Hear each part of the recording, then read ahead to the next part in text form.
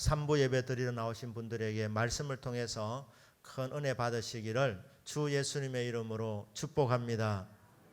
아멘. 시편 73편 28절에서 하나님께 가까이 함이 내게 복이라. 내가 주 여호와를 나의 피난처로 삼아 주의 모든 행적을 전파하리이다. 아삽의 시입니다. 이 시편 기자가 이 시편 73편을 통해서 마지막 결론의 말씀이 하나님께 가까이 하는 것이 복이라고 말씀했습니다. 하나님이 나의 피난처이십니다. 하나님은 나의 방패이십니다. 하나님은 나의 도움이십니다. 고백하며 하나님을 가까이 할 때에 그 인생에 복이 있습니다. 주의 모든 행적을 전파하리이다. 하나님 가까이 하면 하나님께서 복을 주시는데 복의 복을 주셔서 넘치게 받아서 하나님 나에게 이렇게 행하셨다. 그 주님의 행적을 전파하면서 살게 만들어 주신다는 것입니다. 간증하며 살게 만들어 주십니다. 하나님을 찬양하며 살게 만들어 주십니다. 하나님을 가까이 하는 것이 복입니다.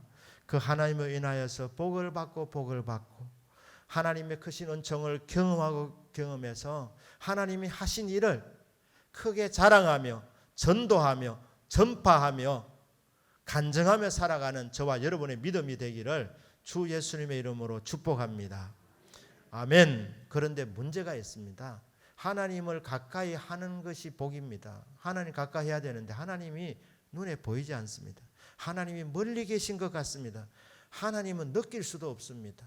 하나님은 인격적인 존재이기 때문에 물체가 아니시기 때문에 감이 오지 않습니다.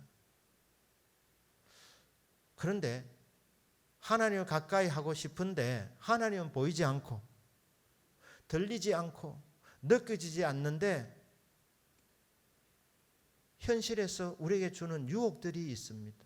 세상은 좋아 보이는 것입니다. 그래서 하나님께로 가까이 가야 되는데 우리에게 세상이라는 이 걸림돌이 있습니다. 세상이 우리를 유혹하는 것입니다.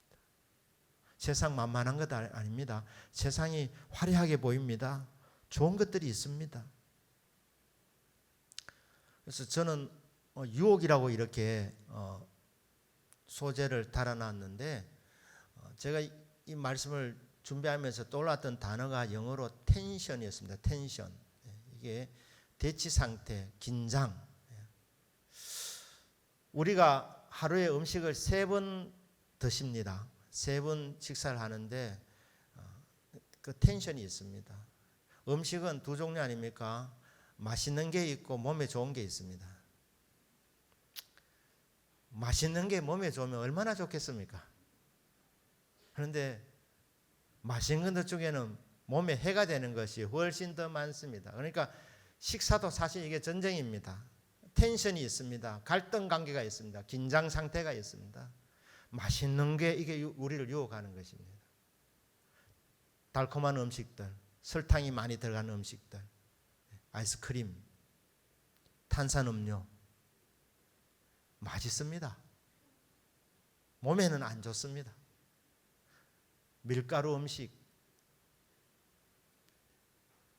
맛있는 것들이 정말 많습니다. 제가 이거 맛있는 음식 나를 하려면 아마 한 10분, 20분 해도 아마 끝이 없을 겁니다. 튀김 음식이라든지 참 좋은 맛있는 것이 많은데 그러나 몸에는 좋지 않습니다. 그러니까 우리가 식사를 하실 때도 맛있는 것에 굴복할 것인가 아니면 몸에 좋은 것에 굴복할 것인가 이 전쟁입니다. 전쟁. 긴장 상태입니다. 이처럼 우리 성도에게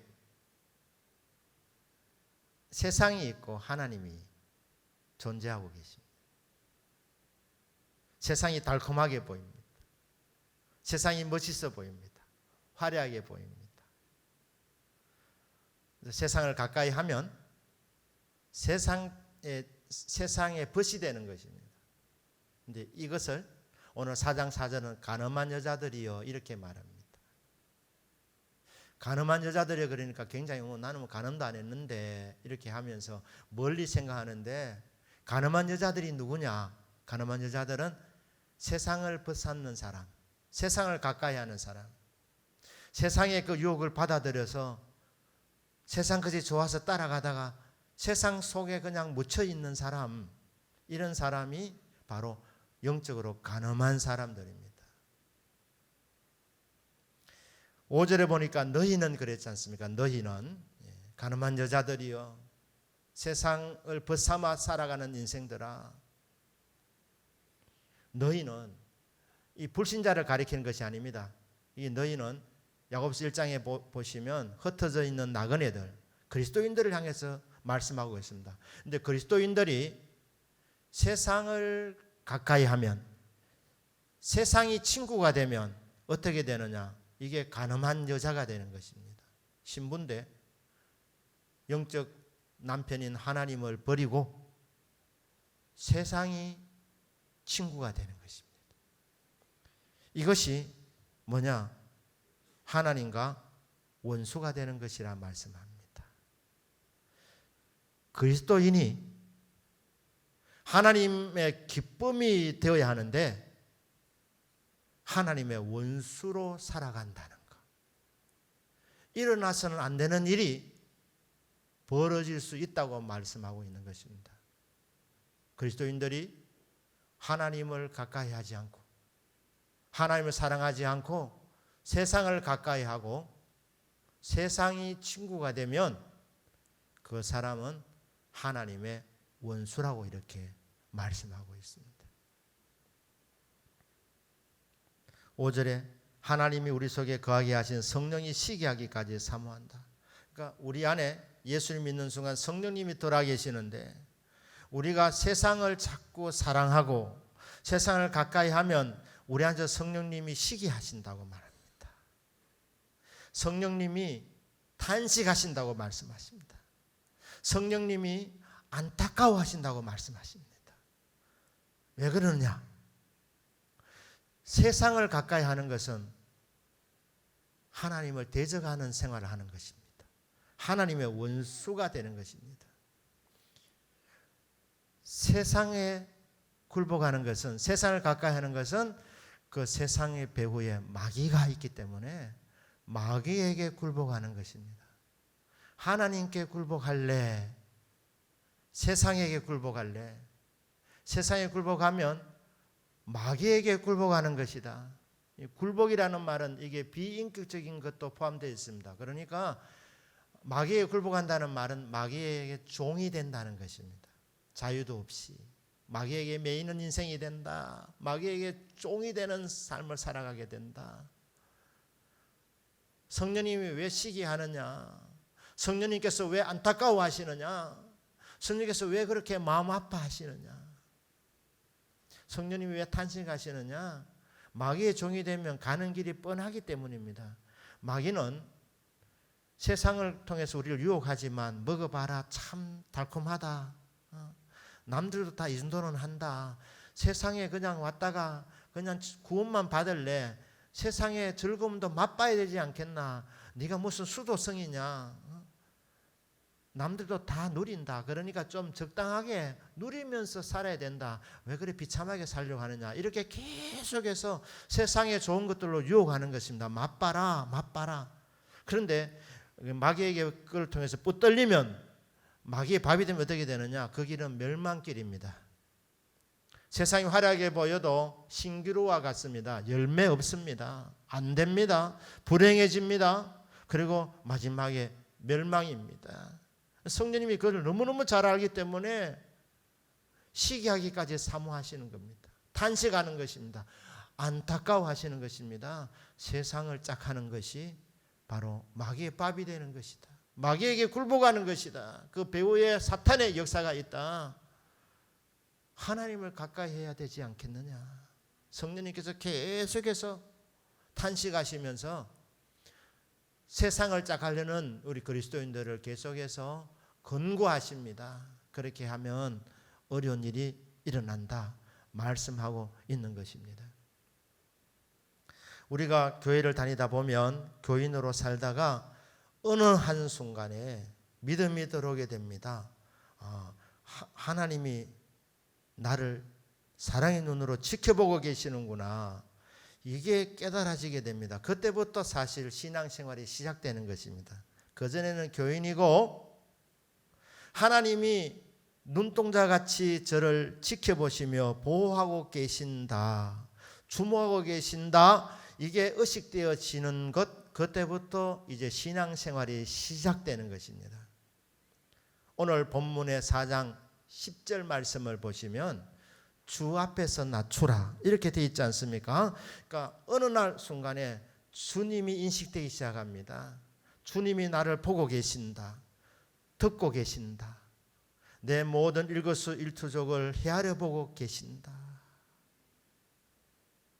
이게 이제 느껴지는 것, 그 사람이 하나님 앞에서 살아가는 사람입니다. 하나님이 보고 계신다는 것을 의식하면서 살아가는 것, 주님 앞에서 살아가는 삶, 이것을 한문으로 주전이라 그럽니다. 주님 앞에서. 하나님 앞에서는 신전이라 그럽니다.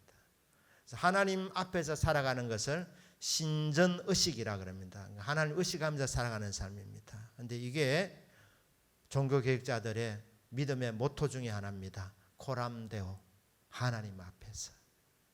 사랑하는 여러분, 여러분은 혼자가 아닙니다. 혼자 사시는 분도 외롭다고 생각하지 마시길 바랍니다. 하나님이 졸지도 아니하시고 주무시지도 아니하십니다. 사랑의 눈으로 지켜보고 계십니다. 굽어 살펴보고 계십니다. 보살피고 계십니다. 혼자가 아니십니다. 이것이 깨달아지고 이것이 믿어지고 느껴지고 이것이 의식이 되어지는 것, 그게 신앙의 출발이라고 말씀했습니다. 신전의식, 코람데오, 믿음으로 살아가는 것. 주님 앞에서 살아가기 시작하게 되는데, 저와 여러분이 주님이 24시간 나를 주목하고 계신다는 것이 믿어지면 여러분들은 복받은 사람인 줄로 믿습니다. 그 주님 앞에서 낮추라고 명령의 말씀을 하고 계십니다. 겸손하라는 것입니다. 주님 앞에서 겸손해라. 그런데 이 명령이 부담이 되지 않습니다. 왜냐하면 나를 살펴보시는 주님이 어떤 분이신지 알면 겸손해질 수밖에 없습니다. 주님은 전지전능하신 분이십니다. 주님은 나를 정확하게 보고 알고 계십니다. 모르시는 것이 없습니다. 주님의 귀가 얼마나 정말 잘 들으시는지 우리가 이 땅에 살아가면서 말하는 것 주님 다 듣고 계십니다. 농담으로 하는 말도 주님은 허투루 듣지 아니하십니다. 우리 속으로 생각하는 것, 그것도 하나님은 들으시는 특별한 귀를 갖고 계십니다. 매의 눈이라고 하지 않습니까? 독수리 매 1km 위에서도 그 표적물을 정확하게 볼 수 있는 눈, 하나님의 눈은 그것과 비교되지 않습니다. 정말 천국 보좌에서 우리를 살펴보시는데 거리가 머니까 뭐 잘 모르시겠지? 아닙니다. 정확하게 보고 계시고 우리의 삶을 지금 평가하고 계십니다. 주님의 저울 위에 우리의 한 분 한 분의 삶을 계속해서 채워보고 계십니다. 모든 대화를 다 듣고 계시는 주님, 다 알고 계시는 주님, 내 마음의 생각도 알고 계시는 주님, 내가 지금 무슨 말을 할지 말하기 전에 이미 알고 계시는 주님, 다 듣고 다 보고 계시는 주님이십니다. 그분 앞에서 우리가 겸손한 것은 당연한 것입니다. 그러니까 주님이 어떤 줄 아느냐? 주님이 너를 사랑의 눈으로 주목하고 계신다. 다 보고 다 듣고 다 알고 계신다. 전지전능한 분 아니냐? 그러니 주님 앞에서 살아가는 삶은 겸손한 삶이라는 것입니다. 겸비해라. 자, 이렇게 겸손이 당연한데 겸손하면 어떤 열매가 맺어지느냐? 몇 가지 오늘 본문을 통해서 우리가 살펴보게 됩니다. 겸손하면 하나님 주신 이 복이 있습니다. 6절 말씀입니다. 그러나 더욱 큰 은혜를 주시나니 그러므로 이르시되 하나님이 교만한 자를 물리치시고 겸손한 자에게 은혜를 주신다 하였느니라. 하나님은 겸손한 자에게 은혜를 주시는 분이십니다. 겸손이 뭡니까? 자신의 존재를 정확하게 인지하는 것입니다. 인식하는 것입니다. 우리는 다 죄인들입니다. 이 죄 문제를 어떻게 해결할 수 있느냐? 우리 힘으로는 죄 문제를 해결할 수 없습니다. 이 세상에 어떤 좋은 세제를 갖고도 이 죄를 씻을 수가 없습니다. 내 힘으로 안 되는 어쩔 수 없는 죄인입니다. 주여 어찌하오리까? 이렇게 애통하는 심령, 그게 겸비한 심령, 겸손한 심령인데 그 사람을 하나님이 구원해 주십니다. 죄를 용서하여 주십니다. 하나님의 자녀가 되게 해 주십니다. 천국 들어가게 만들어 주십니다. 이게 인간의 공로가 전혀 없기 때문에 이것을 은혜라고 하는 것입니다.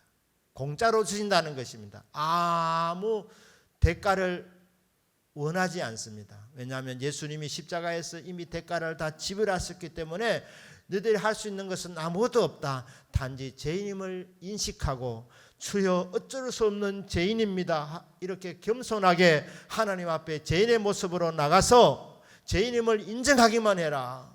죄를 고백하기만 해라. 그렇게 하면 하나님이 은혜로 구원해 주신다는 것입니다. 겸손한 자에게 주시는 선물이 은혜입니다. 은혜로 구원해 주십니다. 은혜로 천국을 주십니다. 구원받은 자에게, 은혜 받은 자에게 천국 갈 때까지 남은 삶, 저와 여러분의 앞으로의 삶은 어떤 삶이 되어야 되느냐? 6절에 앞부분에 나와 있는 말씀처럼 더욱 큰 은혜를 받는 삶 되기를 주님의 이름으로 축복합니다. 은혜 받았는데 은혜 위에 은혜를 부어주시는 삶,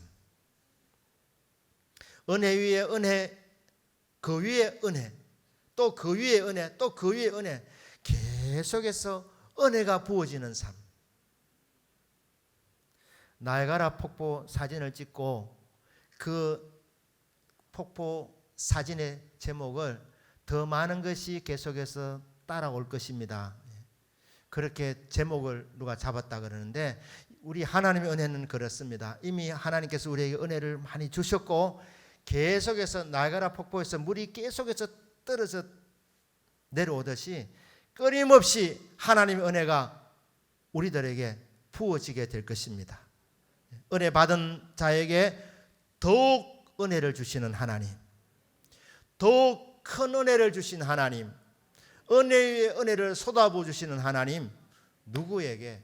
겸손한 자들에게. 주님이 어떤 분인지 정말 정확하게 알고 주여 죄인입니다 고백하는 자에게 은혜를 주시고, 구원받은 그리스도인이 일평생 주여 주님의 기쁨이 되기를 원하지만 본질상 진노의 자식입니다. 원하는 선은 행하지 못하고 죄를 짓는 어쩔 수 없는 죄인입니다. 주여 도와주십시오. 그렇게 주님의 도움을 구하는 겸비한 마음만 되어 있으면 우리 하나님은 은혜 위에 은혜를 주십니다. 죄를 이길 수 있는 힘을 주시는 것입니다. 병들어 몸이 피곤할 때 주여 도와주십시오 하면 주님께서 치유해 주시는 은혜를 베풀어 주십니다. 내 힘으로 해결하려고 하지 않고 하나님의 도움을 구하는 겸손한 심령이 되면 하나님께서 우리의 삶의 모든 영역에서 은혜를 체험하게 만들어 주십니다. 은혜 위에 은혜를 부어주시는 하나님, 겸손한 자에게 주시는 하나님의 놀라운 선물입니다. 겸손한 자에게 주시는 또 다른 선물이 무엇입니까? 10절 말씀에 나와 있습니다. 주께서 너희를 높이시리라. 겸손하면 하나님이 높여주신답니다. 믿으실 수 있기를 주님 이름으로 축복합니다. 세상 사람들은 자기 PR 시대이기 때문에 겸손하면 시시하게 봅니다. 깔봅니다. 그래서 교회 안에도 혹시 세상 풍조가 들어와 있으면 겸손한 사람을 인정하는 것이 아니라 쉽게 생각합니다. 목소리 막 크게 내고 이러한 사람은 의식을 하는데 진짜 겸손하게 생기는 사람은 짓밟아 버릴 수 있습니다. 무시당할 수 있습니다. 그런데 자녀 여러분, 주님께서 다 보고 계십니다. 다 듣고 계십니다. 다 판단하고 계십니다. 주님께서 높여주신다고 분명히 약속하고 있습니다. 하나님은 죄를 싫어하시는 하나님이십니다. 죄인은 사랑하시지만 죄는 미워하십니다. 그런데 성경에서 수많은 죄들이 있는데 하나님이 특별히 싫어하는 죄가 한 두 가지가 있는 것 같습니다. 하나는 우상숭배의 죄, 또 하나는 교만의 죄. 사람이 왜 교만하냐? 하나님 눈에 안 보이기 때문에. 그래서 여러분 혹시 교만이 들어오면 내가 지금 하나님과 거리가 멀어져 있구나. 하나님이 잘 의식이 안 되는구나. 하나님이 내 하는 말 하나하나 다 듣고 계신다. 진짜 의식하면 함부로 말하겠습니까? 하나님 믿는다고 하지만 말할 때는 하나님 까마득 잊어버리고 설마 들으시겠나 아예 생각도 안 하기 때문에 하고 싶은 말 다 하는 것입니다. 하나님 다 듣고 계신 줄 모르고 하나님 눈에 안 보이니까 하나님 의식이 되지 않으니까 교만해지는 겁니다. 여러분 하나님 눈에 안 보이면 눈에 보이는 게 없습니다.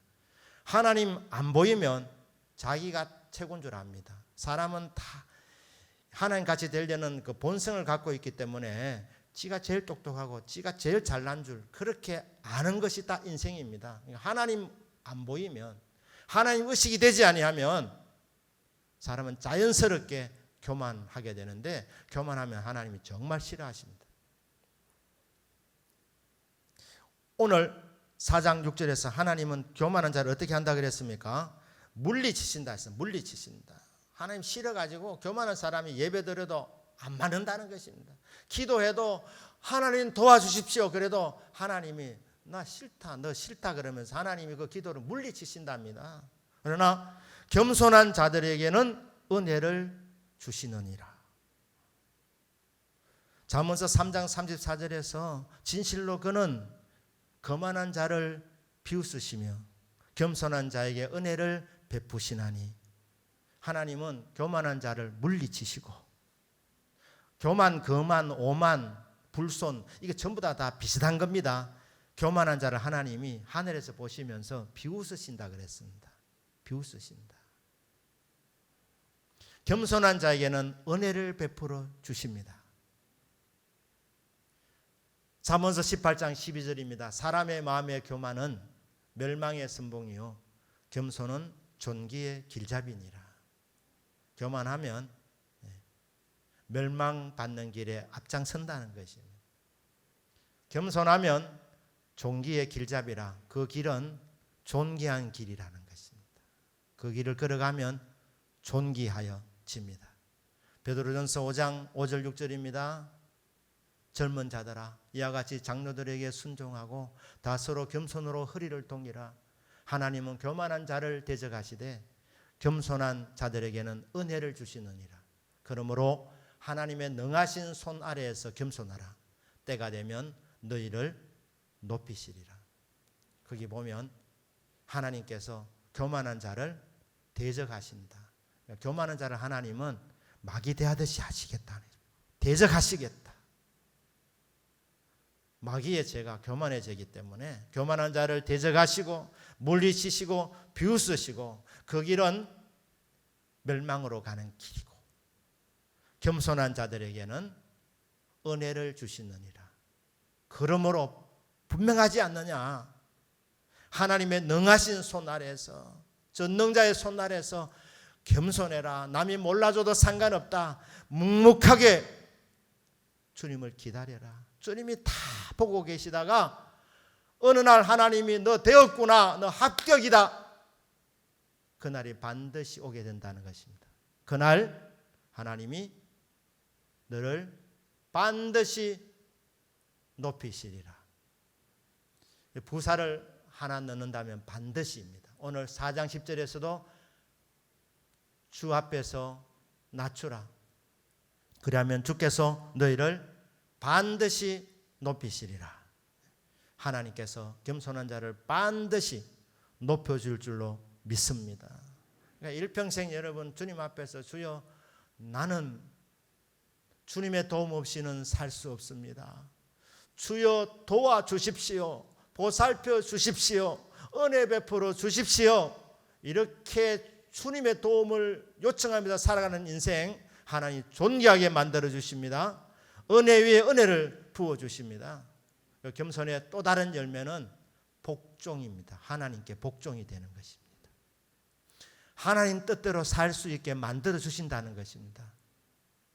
세상에게 굴복하지 않고 하나님께 굴복이 되어야 되는데 굴복은 순종을 넘는 것입니다. 하나님께 순종이 되어야 되고 하나님의 뜻을 따라 살아야 되고 하나님께 굴복이 되어야 되는데 왜 잘 안 되느냐? 교만하기 때문에 잘 안 됩니다.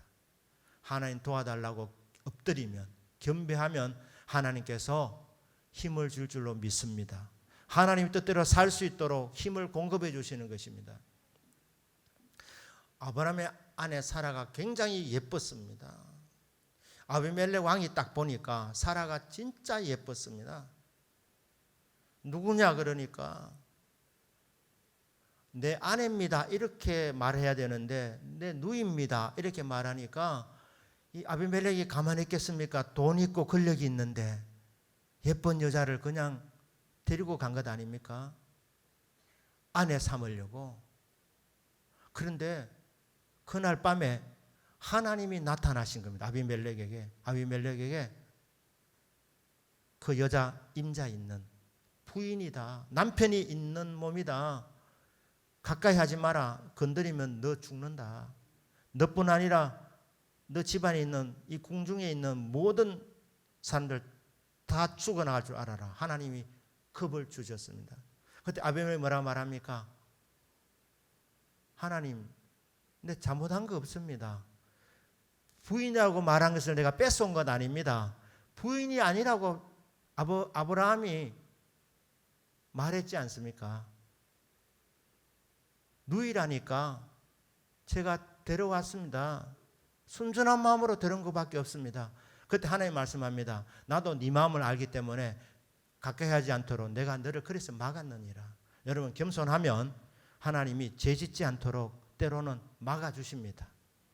예방시켜 주시는 것입니다. 정말 죄지을 수 있는 그런 위태위태한 상황이 있을 때 하나님이 직접 나타나셔서 그냥 건져주시기도 하십니다. 다윗이 교만했을 때는 하나님 그냥 그대로 내버려 주신 겁니다. 인구조사해서 큰일 일어나게 하신 것입니다. 겸손했을 때, 겸비했을 때는 하나님이 막아주시고 도와주시고 피할 길 주시고 위태한 상황에서 건져주시고 하나님이 다 해주시는 것입니다. 그러니까 여러분이 겸손하기만 하면 하나님 막아주시고 하나님 도와주시고 피할 길 주시고 또 건져주시는 이런 은혜를 체험하게 된다는 것입니다. 내 힘을 믿고 내 잘난 줄 아는 순간 하나님이 안 도와주시면 시험 드는 것입니다. 무너지는 것입니다. 죄를 짓게 되는 것입니다. 하나님 능하신 손 아래서 겸손하라. 때가 되면 너를 높여주시리라. 그리고 복종이 되어진다. 하나님의 뜻을 따라 살아갈 수 있게 된다. 순종할 수 있는 힘을 주시고 복종할 수 있는 믿음을 주시겠다는 것입니다. 사는 여러분, 겸손하면 하나님의 뜻에 복종이 됩니다. 겸손의 극치는 예수 그리스도입니다. 하나님이 인간 되신 것. 인간을 구원하는 방법이 그 길밖에 없기 때문에 하나님이 인간 되신 것은 하나님의 뜻에 순종이었습니다. 그게 예수님이 겸손했기 때문에 가능한 일이었습니다. 십자가에서 죽으신 것은 순종을 넘어서 복종이었습니다. 자신의 몸을 바침을 통하여서 우리를 구원하셨는데 이게 죽기까지 하나님 아버지께 순종하신 복종하신 예수님의 지극한 겸손이었습니다. 겸손하면 순종이 되는구나. 겸손하면 복종이 되는구나. 겸손하면 하나님의 뜻을 따라 살아갈 수 있는 능력을 공급받는구나. 그래서 열매를 맺게 해 주시는구나. 하나님이 인간 되는 거 쉽지 않습니다. 인간이 개미를 사랑해서 개미 되는 것보다 피조물이 피조물로 이동하는 것보다 창조주 하나님이 인간 되는 것은 훨씬 더 어렵습니다. 그런데 하나님이 인간 되셔서 순종을 보여주셨고 주님이 겸손하셔서 죽기까지 복종하셔서 하나님의 기쁨이 되셨습니다. 이렇게 죽기까지 복종했을 때 하나님 어떻게 하셨습니까? 그를 지극히 높여주셨다. 모든 이름 위에 뛰어난 이름을 하나님께서 주셨다. 죽기까지 복종이 되어지고 그 열매는 다시 하나님이 존귀한 자로 높여주시는 이 은혜와 복이 있다는 것입니다. 하나님께서 은혜 주셔서 여러분 주님 앞에서 늘 겸손하게 살아가는 복이 있으시기를 주 예수님의 이름으로 축복합니다. 아멘. 그리하여 겸손의 열매들을 많이 맺으실 수 있기를 주님 이름으로 축복합니다. 그런데 오늘 설교의 제목이 하나님을 가까이입니다. 오늘 본문의 핵심은 야고보서 4장 8절입니다. 하나님을 가까이 하라. 그리하면 너희를 가까이 하시리라. 하나님은 하늘 보좌에서 우리를 굽어 살펴보시면서 보호해 주시고 겸손하게 살아가게 될 때 거기에 은혜에 은혜를 부어주시는 것, 은혜를 체험하면서 살아가도록 해주시고 존귀한 자로 세워주는 것, 그 선에서 머물기를 원치 아니하십니다. 하나님은 저와 여러분을 원하십니다. 교제하기를 원하십니다. 하나님은 자기 자신을 주기를 원하십니다. 하나님 하시는 말씀이 하나님을 가까이 해라. 그리하면 내가 너희를 가까이 하겠다. 자, 여러분, 우리가 하나님 가까이 하면 하나님 우리를 가까이 하실 줄로 믿습니다. 왜 믿습니까? 말씀에 그렇게 약속이 되어 있지 않습니까? 하나님을 가까이 해라. 그리하면 너희를 가까이 하시리라. 하나님의 사랑은 우리보다 항상 앞서가는 사랑입니다.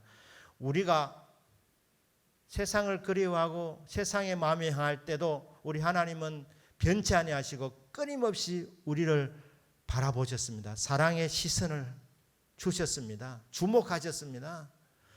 우리가 그 주님의 시선을 의식하면서 이제 주님을 바라보기 시작할 때 그때 주님은 우리를 향해서 다가오기 시작하시는 것입니다.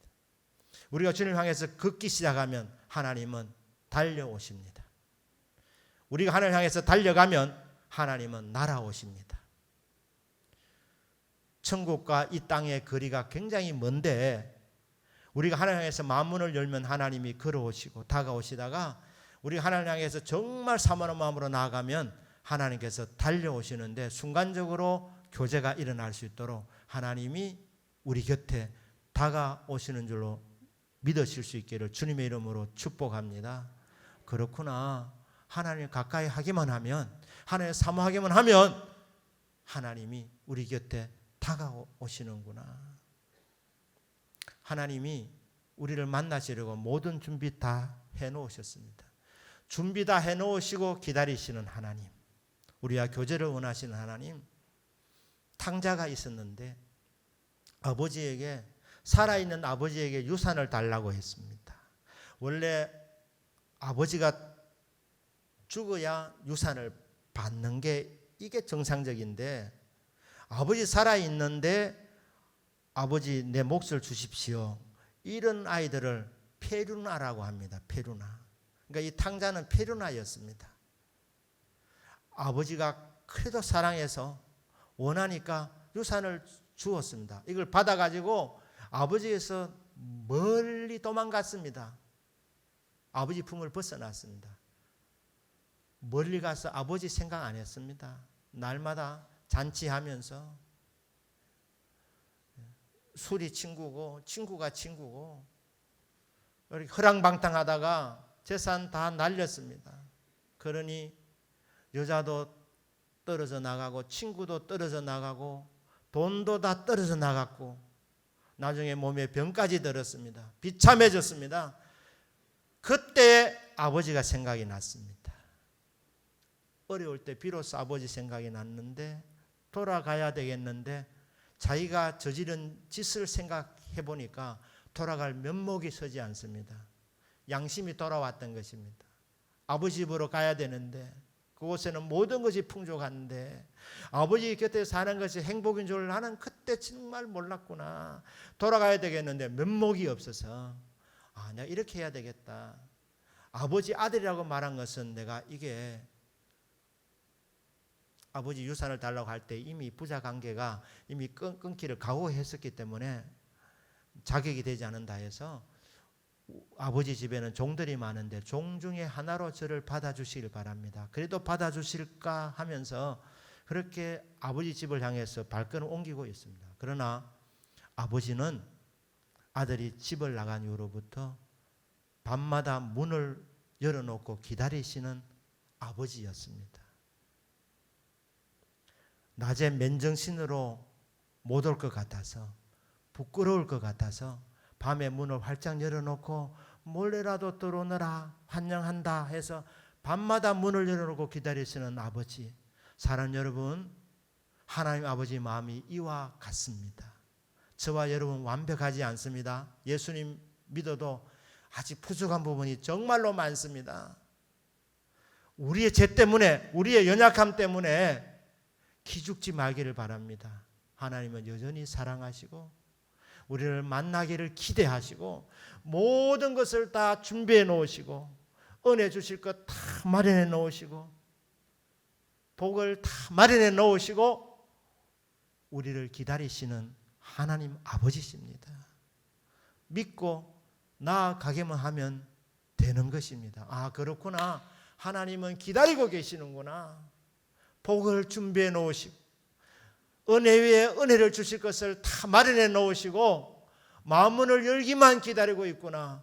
교제를 원하시는구나. 저 높고 높은 보좌 위에서 그냥 멀리서 우리를 도와주시는 것, 그 차원이 아니라 정말 우리 손을 잡아주시고 함께 길을 걸으면서 교제하기를 주님 원하시는구나. 우리가 할 일은 그 사랑을 믿고 주님 앞으로 다가서는 일입니다. 이것만 되면 주님께서 찾아오셔서 우리 손을 잡아주시고 마련해 놓으신, 준비해 놓으신 은혜와 은총을 우리 모두에게 부어주실 줄로 믿습니다. 구원받은 저와 여러분, 남은 생에 은혜 위에 은혜를 경험하도록 주님 지근 거리에서, 정말 가까운 거리에서 주님 손잡고 남은 생애를 살아가는 저와 여러분의 믿음이 되기를 주 예수님의 이름으로 축복합니다. 아멘. 기도하겠습니다.